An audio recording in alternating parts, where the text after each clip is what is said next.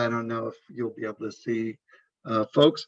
As I said, I'm David Bramer. I'm president of the board, community board member for the next 30 minutes as my 2-year term of 6 years comes to an end. So I sadly will depart the board, but we are very excited with the new board members to be elected later in the meeting.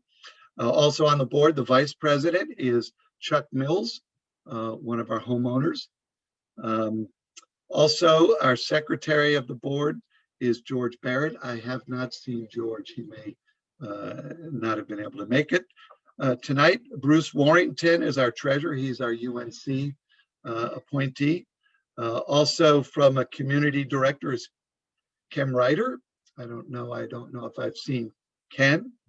A homeowner, Kelly Gregory, who actually will be taking over the reins as president of the board as soon as I am done. So best of luck, Kelly. It's a wonderful organization, as you know, since you've been on the board 5 years. Also on the board, our past president, Emily Hinkle. Emily. Also a homeowner on the board, Ava Miles. I think I saw Ava. Also a homeowner board member is Sergio Escobar. He normally has to work at 6 p.m., so I don't know if Sergio is on tonight.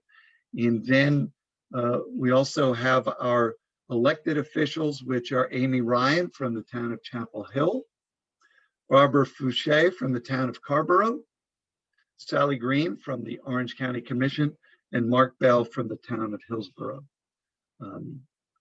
So we are delighted that you all joined. This is going to be a little more formal than when we usually have our annual meetings and we kind of gather and we eat and kind of roam around and mingle.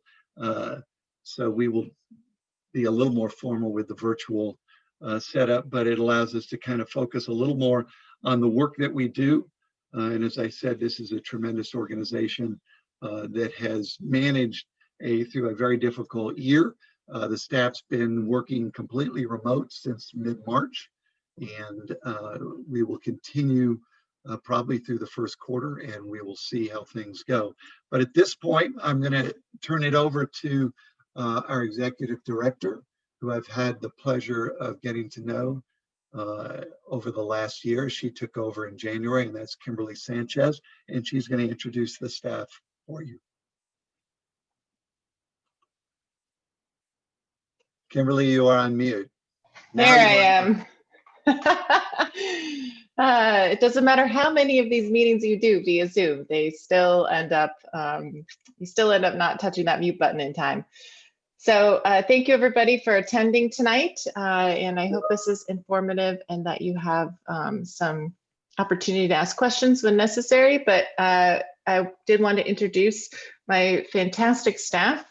Yeah, it's been an interesting year getting to know everybody relatively remotely, but it's been a lot of fun, and I think we've done our very best to maintain our connections. We've added a few staff this year. We unfortunately, very sadly, lost one of our staff members at the very beginning of the year, but we are business as usual and working really hard to maintain Community Home Trust. So on the screen, you'll see our Director of Operations, who's really basically my partner in crime, has definitely become so, is Lori Woolworth. Camille Berry, who's our Development Manager. Danielle Berman, who's our new Manager of Communications and Marketing. That's a new position that we have here at Community Home Trust. Jim Eichel, who's our Construction Manager. Heather Hayes, our Bookkeeper. Julia Held, our Marketing Specialist. Yandri Mastromihalis, who's our new Program Coordinator. Ian Morris, our Property Manager. Amy Slutter, our Home Sales Manager, and Felicia Stroud, our Community Manager. So we're very proud of this group and very happy to be a part of it and excited to move through the future with them. Thank you, Kimberly. We now have to approve the minutes of the 2018 and 2019 annual meetings. Apparently, we neglected to approve the 2018 minutes last year. So I'm sure everyone's pored over these minutes. I spent the last 2 weeks poring over them, and they seem to be in order.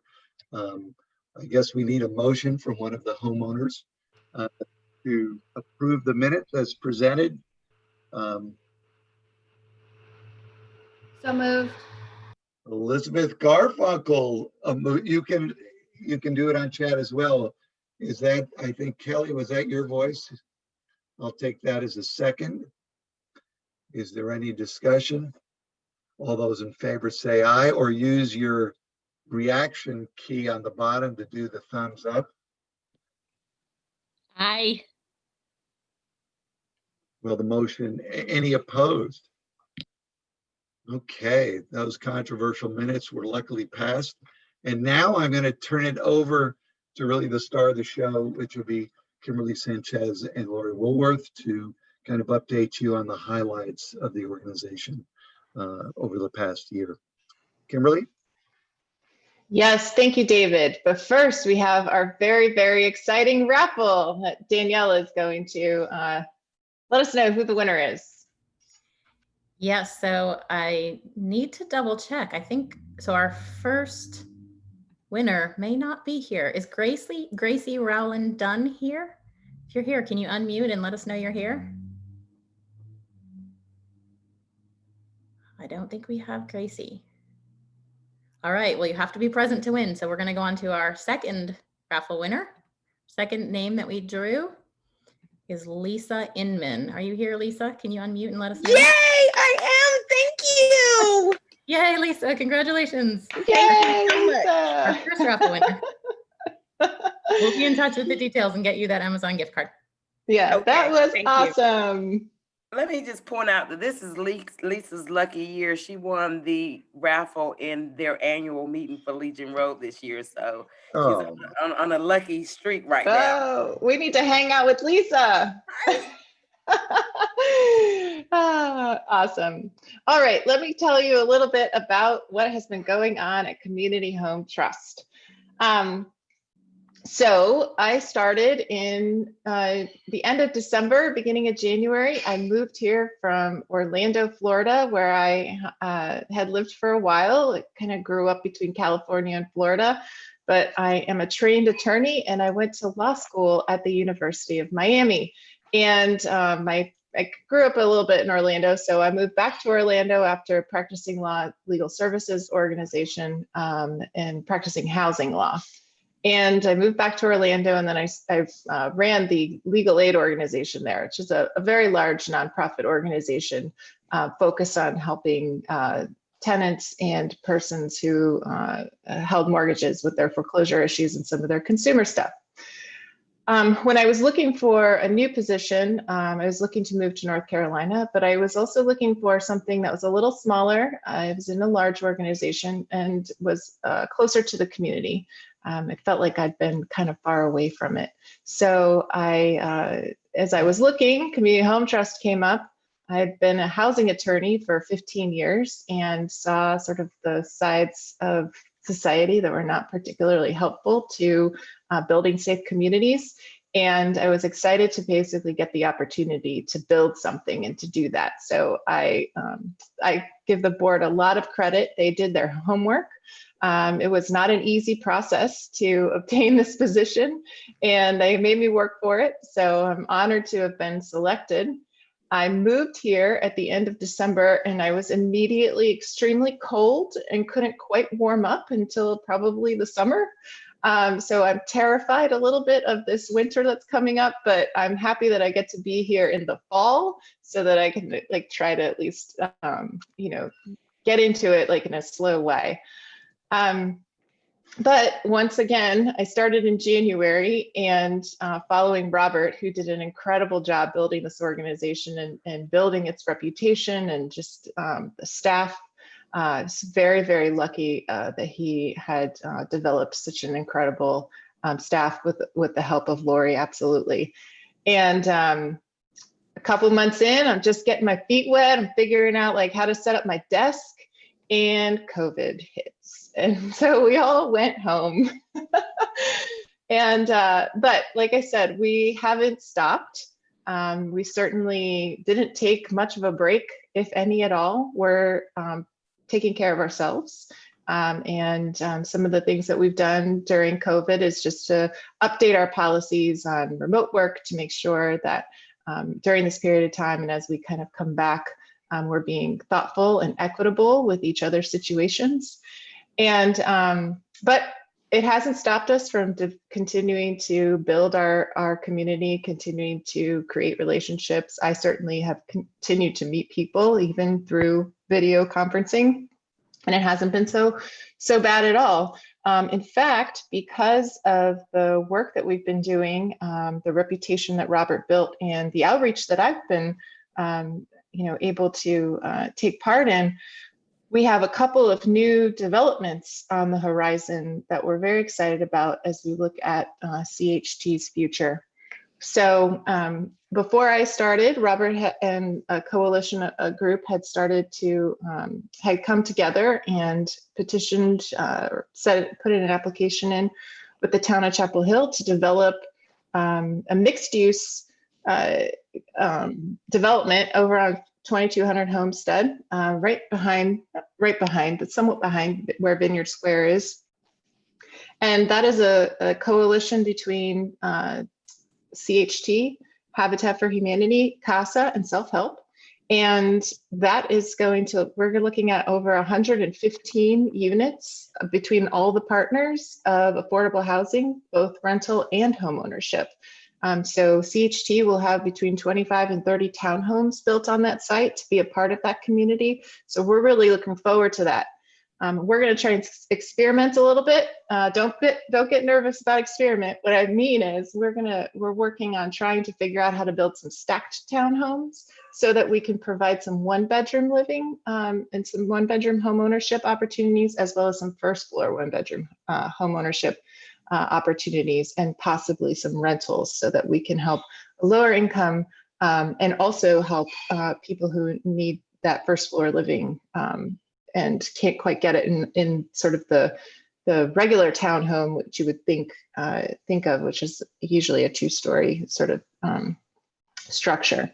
So we're excited to be able to do that. As part of sort of our growth as we look forward, CHT looks forward. I'll tell you, if Robert's on the call, one of the things he said as he basically walked out the door to me was, "We don't build, we need to build." And I took that to heart, and I knew that he meant it. So we have developed a relationship with a private developer, the town of Chapel Hill. Again, they have been such a wonderful partner in affordable housing throughout the decades.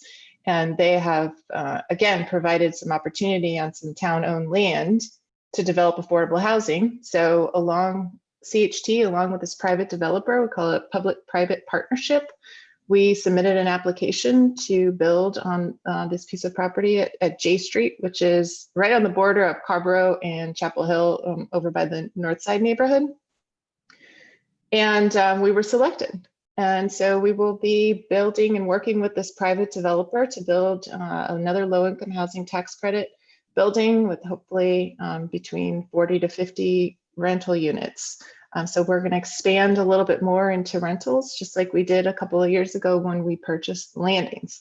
But this time we're going to do it while building it from the ground up, which gives us a really amazing opportunity to work with private development, to figure out how financing works, to figure out how this construction stuff works, and then to take it over and to help manage and maintain it for the benefit of the community. So we're really looking forward to that and very excited about those new developments that we're going to be a part of, that we're planning, that we're a significant partner in learning this stuff. So those are our biggest, probably our biggest looking forward accomplishments. And that's what's been going on at CHT. Like I said, business as usual, and we're just all home and staying safe and healthy, like I hope that you all are as well. I am going to hand it over to Lori to talk about the financials, and just want you all to know that if you have questions while we're talking, you're free to put them in the chat. If you're not comfortable doing that, then we will have some time for questions after Lori finishes her presentation, and we'll take questions if you will unmute yourself during that period of time. So thank you for your attention. Kimberly, we do have one question in the chat, maybe before we transfer over to Lori. The question is, can you share who the private developer is on J Street? Oh, yes, absolutely. It's Taft Mills Group. So they have built low-income tax credit housing, rental housing in, I think, 3 or 4 different states, including North Carolina, but nothing in Chapel Hill right now, or Orange County.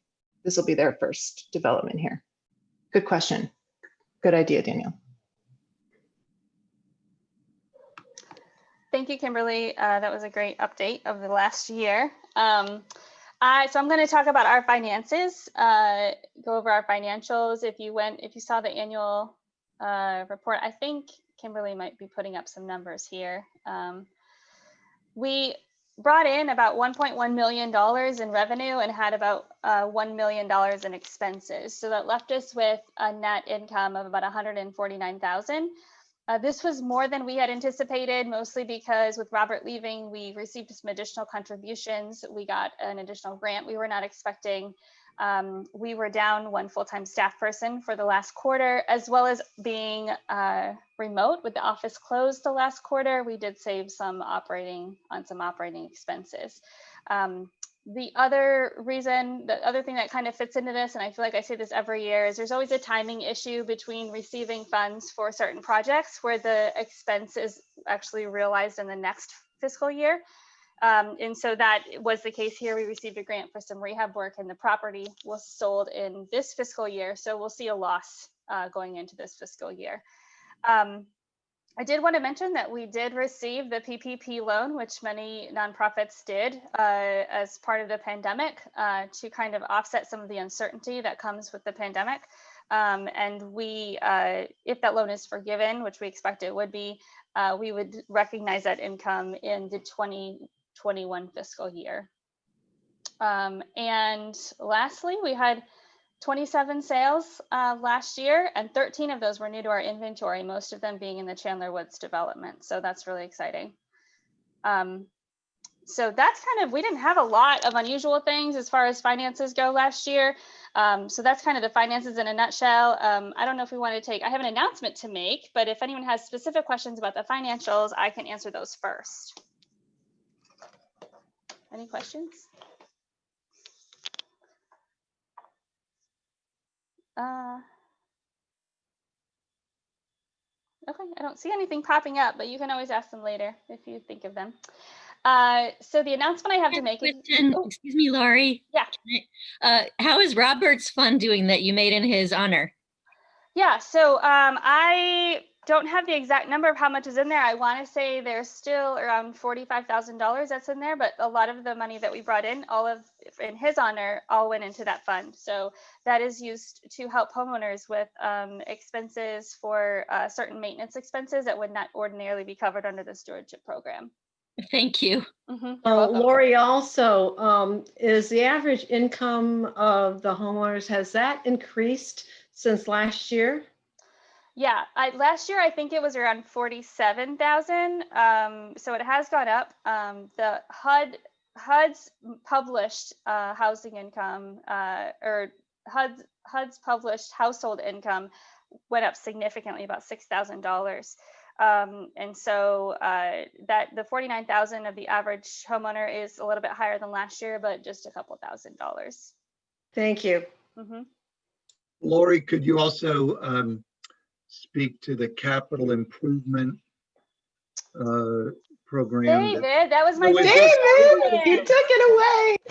You took my announcement. No, well, I'm not saying anything about it, but also touch upon the stewardship as well. The board works on all these and we don't know who knows what. So, right. Lori, go ahead. I think last year our big announcement was with the stewardship program. We were changing that program to be more of a pooled program, which basically would allow homeowners to not be limited to how much money was contributed, but be able to have enough money to cover those allowable expenses without having to worry about like a cap based on how much was put in. So I think that was a really good benefit that we were able to offer, because we have had some homeowners that, you know, if you have a premature HVAC failure and a hot water heater go out at the same time, before you wouldn't have had enough money to cover that. And now the funds are there to do that. We also expanded if someone were to get a home or an HVAC maintenance plan. The stewardship program currently will pay 50% of that cost. And then if you have a major repair, typically if you're not on a maintenance plan, you're responsible for the first $500. But if you are on the maintenance plan, the stewardship fund would pay for repairs of your HVAC unit as well. So I think that was another added benefit that we've seen probably, I'm just going to guess, maybe 20 or 25 homeowners take advantage of the maintenance plan assistance. But I think, you know, it's a really good opportunity for someone if you're able to afford half of the maintenance plan to be able to kind of offset any future expenses you might have. So with the capital improvement incentive program, if you've been around for any length of time, you've probably heard us talk about wanting to start a program like this. And we finally have a program that we are going to be sending out information about and all the guidelines out tomorrow. So make sure you watch your email about that. But basically, we've always recognized that the way our model works and the way appreciation is calculated, there's not really an incentive for homeowners to do big remodels like kitchen and bathrooms that can be expensive.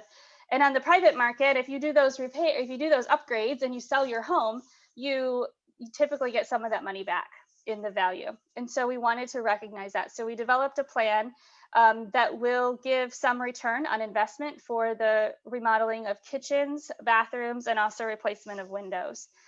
It's going to be rolled out in 2 phases, really just so we can kind of gauge interest and kind of get the administration and process stuff worked out.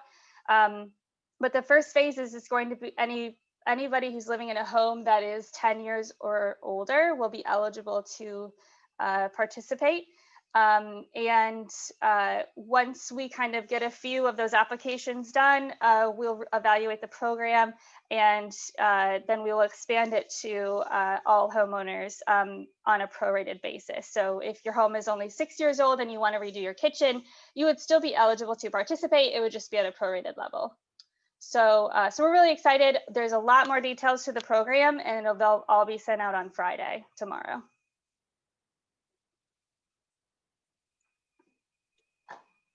So that's all I have, unless anyone has any questions.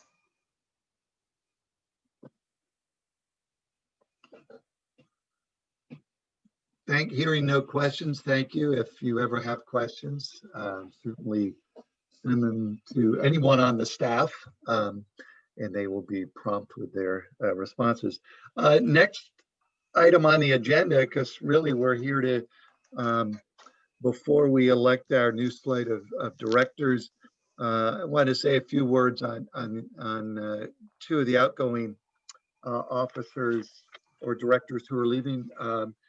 Both of these are homeowners who have served 6 years. It's not a prison sentence, so they're not overly thrilled about getting off, but it's amazing how quick it goes. I think we all get on the board, and when you first get on this board, you have no idea how the model works. It takes some time, but luckily the staff is very good at educating us. And I would encourage anyone, a homeowner community member, to get involved. I got involved because I wanted to kind of give back to the community, because most of my work is out of the area. And my neighbor was Robert Dowling, and I'd heard him talk about Community Home Trust for many years, and got on board, and was very excited to help in any way I could. So I encourage anyone and everyone to get involved. And if you serve, you certainly walk away from the board with a much greater appreciation for the work that the Community Home Trust does and what our mission is. But I wanted to mention Chuck Mills, who is one of our homeowners.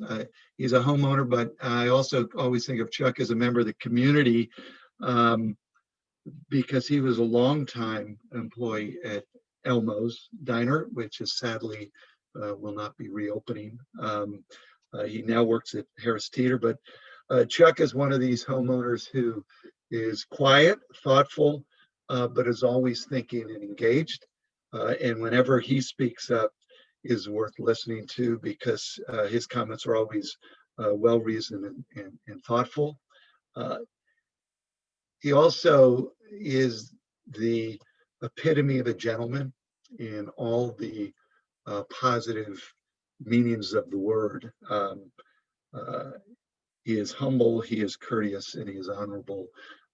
He has been a wonderful director that I've gotten to know over the last 6 years. So thank you, Chuck, for all your contributions and the support of our mission. And we look forward to seeing you around the community. The other director that I wanted to recognize, who will be rolling off also, finishing up 2 terms. Our past president for 2 years is Emily Hinkle.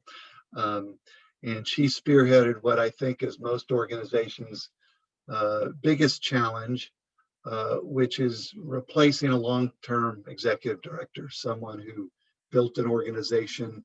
I think as a board, we kind of dreaded the process of Robert retiring, even though he told us 3 years in advance when he was. Emily was our president during this transition, did a great job leading the effort, which ultimately ended up with us hiring Kimberly. She also has generally given of her time to give us the advantage of her professional skill, which is in design, and much of the kind of design brochures and other artwork that you've seen, Emily has been behind, most of it pro bono, although I think we finally talked her into receiving some payment for some work this year. And you will not find a nicer person. Emily has been a wonderful director for the past 6 years, and we thank you for all the great work you have done. And with that, No. It's my turn. okay. There's one other board member that's leaving, and that would be you, David. Yes. So I just wanted to say a few words about David. The first one being that he can't read the agenda properly because he missed the second raffle. So we will get there next. Well, the raffle, it will be in front of the election. And then I've only had, the last 10 months to get to know David. And through this incredibly bizarre year of transition and me being new, he's just been incredibly available, open to all of the crazy ideas I may come up with that I'm thinking about as I'm trying to learn the community as well as the model and the organization. Some of the things that he runs a meeting. I don't know if you guys have noticed, he runs a meeting and on time. And we are very, very appreciative of that type of leadership. I was able to see some of the comments, David, that your colleagues wrote to you in the card that was passed around, and they were, I want to say a couple of them because they were incredibly accurate and very true. That you have, your leadership has been strong and steady-handed, and that your ability to consensus build has really let this board think about new things and push ourselves forward, even in this time period where we're all stuck at home. So incredibly appreciative of your leadership during this period of time, and grateful that you decided to let Robert twist your arm a little bit to take the position, and you absolutely will be missed. Well, thank you very much. It's always bittersweet to leave an organization. On the one hand, you kind of feel like you pick up some time, but my passion and support for the work of the organization will not change when I just returned to be a community member. I also wanted to just say thanks to the staff and Kimberly for taking over the leadership of the organization. It really a bizarre year, I think, for most of us, the strangest year that we have encountered. And we met as a board. We usually meet monthly or every other month. We managed to meet in person once since Kimberly's arrival, and everything else has been virtual, including our planning retreat. and it's not kind of the ideal way to form bonds and get to know each other, but I'm extremely proud of how the board has stayed together and worked through this, and particularly the staff. And not only did we deal with COVID, but as Kimberly referred to, we lost a very beloved employee early in the year, which occurred kind of just as COVID was arriving. So the way the staff has stuck together is really remarkable, and we thank you for all you do. Best of success going forward, and I'm extremely excited about the new directors coming on board. We did have 2 community openings as 2 people had left the board, and all, we're very happy that we've got candidates to fill all those seats, so we'll have a full board at the end of this meeting. So now it's time for the raffle. Danielle? Okay, I'm back. Our next winner is Bridget Adamu. Bridget, I'm pretty sure I saw you here. If you're here, can you unmute? I'm here. I'm here. Let me just take. Yay, congratulations, Bridget. Yay! Yay! Thank you. Thank you very much. Okay, well, we have one more raffle at the end. But now it's on the agenda, it's election of our slate of candidates. We have 3 homeowners. Ava is seeking her 2nd term.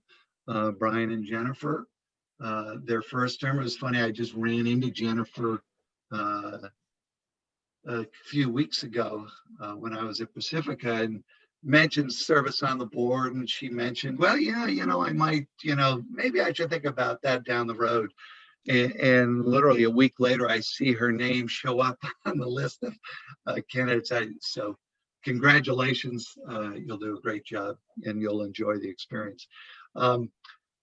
We'd like to do this in 2 motions. The first motion is to approve the 3 homeowners, Ava, Brian, and Jennifer. If there is a motion to approve. So moved. Thank you. Second. It's been moved and seconded. Any discussion?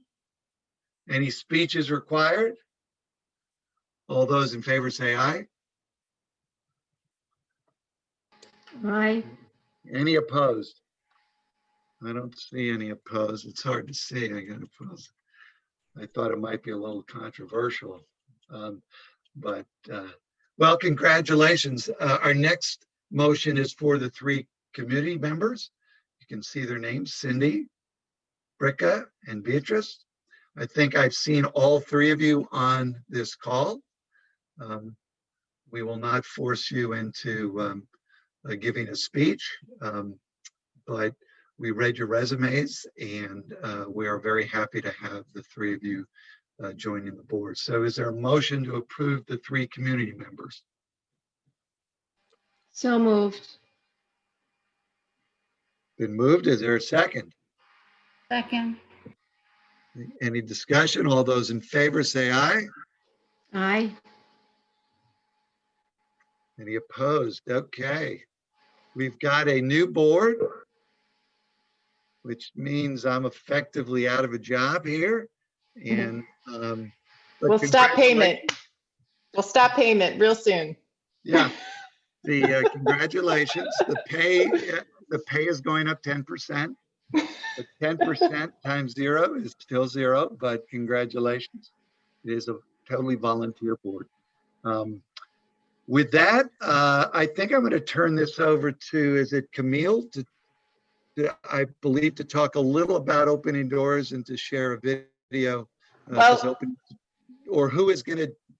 yeah, Camille could, but this is everybody's, just so you know, because you signed up for this meeting and you will be the very first people to see this video.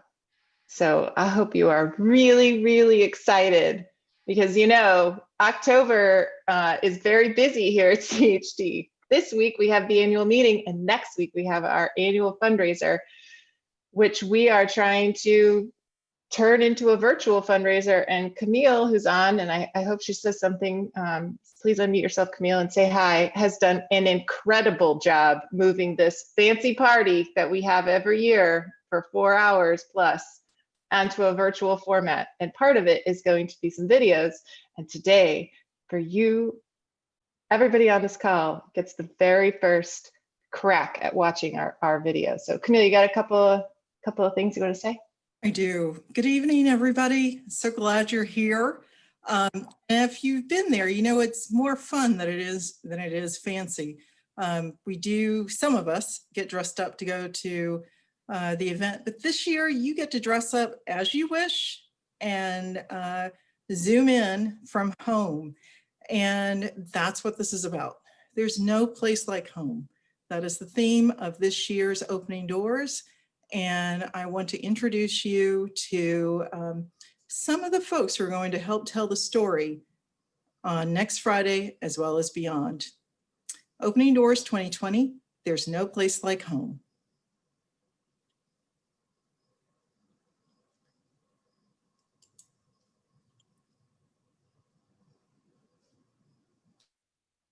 Danielle, it's your cue, Danielle. I think it's coming. Yeah. And I do want to say thank you to those who are on here who helped make this possible.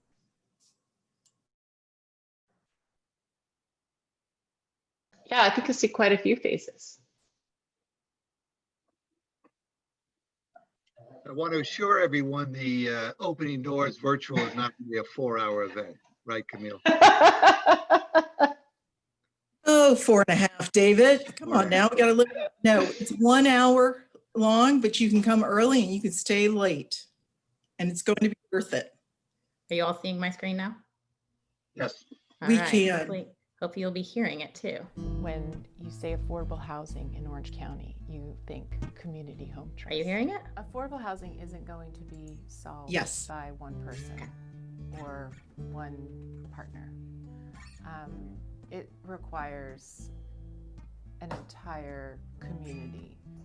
I remember the feeling I had when I bought my first home. I just didn't want to buy a house. I wanted to buy a house in a place that was home to me. And Chapel Hill has always been home. And I just remember walking into my house for the first time and the joy and excitement of making my house a home. And that's something that resonated with me, and it's something that I want everybody to be able to feel and experience, the ownership of having a house, but also the excitement and the enjoyment of making it their home. Feeling like I have a home for my kids has been, I'd say, the best feeling, that we have a place that we call home and it's ours.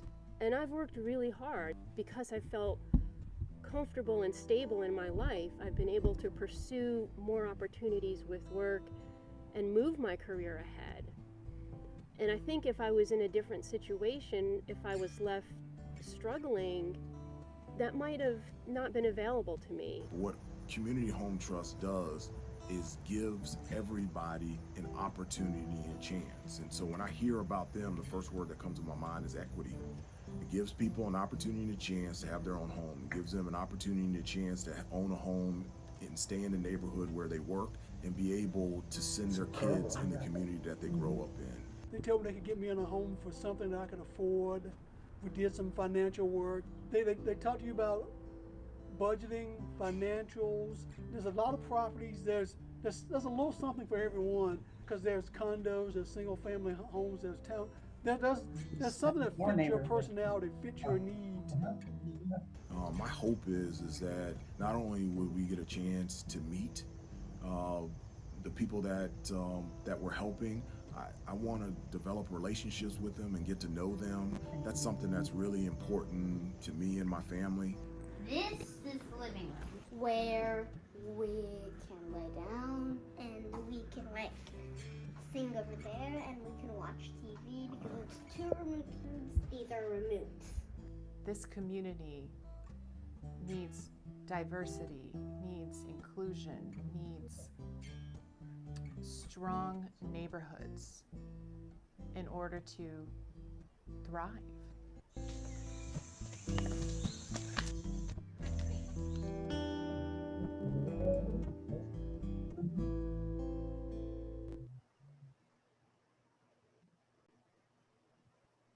Thanks for tuning in, everyone. It's going to be a fun night. Oh, there's my picture. It's going to be a fun night. We have some committee members on here. Thank you to them. And I just heard from one person that they didn't get the information. So I would love it if you would put in the chat. You can send it to me if you have not received the information. And Danielle might even be able to send the link in here as well for you to register for it. Tickets are free. Donations are always accepted. Thank you. Yes, please, if you can come, we would love to see you there as we experiment with our virtual fundraiser, which is going to be a ton of fun. And if you haven't seen the contest that Camille has put together, you could also get to know me a little bit and see the video that I created, making melting witch cookies with my children, who thought it was the most fun thing in the world. And I am basically horrified, but this is what we do for our children, right? So if you get a chance, go to our website and take a look at those cool videos. And then I think we have one more raffle and we can maybe get out of here 5 minutes late. Danielle, you got one more? I do. Our next raffle winner, who I think I saw here, if you would unmute if you're here, next winner is David Jones. Are you still here, David? Still here. All right! Yay! Yay! Thank you. So tomorrow we'll be sending up a follow-up email that has the information about the new program for the incentives, and also some more information about registering for opening doors and links to the website. So now that we have Danielle on board for communications, we'll also be working really hard to continue telling the impact of CHT, as well as the homeowner and tenant stories, staff and board and community members. So keep updated on our website. We're starting there. So thank you, everybody. And David, you want to end it? Okay, well, this is it. Kelly, why don't you just wave your hands, because Kelly is the new board president. Kelly Gregory, homeowner. Great. I see a bunch of the new directors. If you're a new director, wave your hands. I see. Okay. Excellent. Well, that's all we had today. We're a couple minutes late, which that video I think was worth it. And I do hope many of you, if not all, can join us at Opening Doors next week. Have a great rest of your night. Thanks for supporting Community Home Trust, and best of success to the organization over the coming year. Thanks for joining us tonight. Miss you, David. We'll miss you, Dave. Bye, Barbara. Bye. Night all.